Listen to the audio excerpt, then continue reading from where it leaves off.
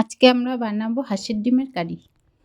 তার জন্য লাগছে তেজপাতা, গোটা গরম মশলা গুঁড়ো, লঙ্কা গুঁড়ো, জিরে গুঁড়ো, পেঁয়াজ কুচি, রসুন, লঙ্কা, টমেটো, কাঁচা লঙ্কা একসঙ্গে বাটা। সেদ্ধ করে রাখা ডিমগুলোতে হলুদ লবণ মাখিয়ে নেব। এরপর কড়াইতে তেল দিয়ে তেল গরম হয়ে গেলে ডিমগুলোকে ভেজে নেব।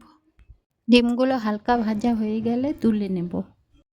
ওই তেলেই পেঁয়াজ কুচি, গোটা গরম মশলা আর তেজপাতা ফোড়ন দিয়ে দেব।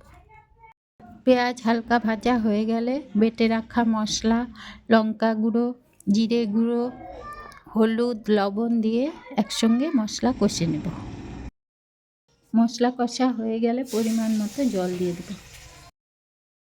ঝোল ফুটে এলে ভেজে রাখা ডিমগুলো দিয়ে দেব। ডিমগুলো দিয়ে সামান্য চিনি আর গরম মশলাটা দিয়ে দেব। এরপর ঝোল ফুটে এলে নামিয়ে নিলেই রেডি আমাদের হাঁসের ডিমের কারি। আজকে আমার রান্নাটা তোমাদের কেমন লাগলো অবশ্যই কমেন্টে জানাবে এবং আমার চ্যানেলটিকে সাবস্ক্রাইব করে দিও নতুন নতুন রেসিপি পাওয়ার জন্য।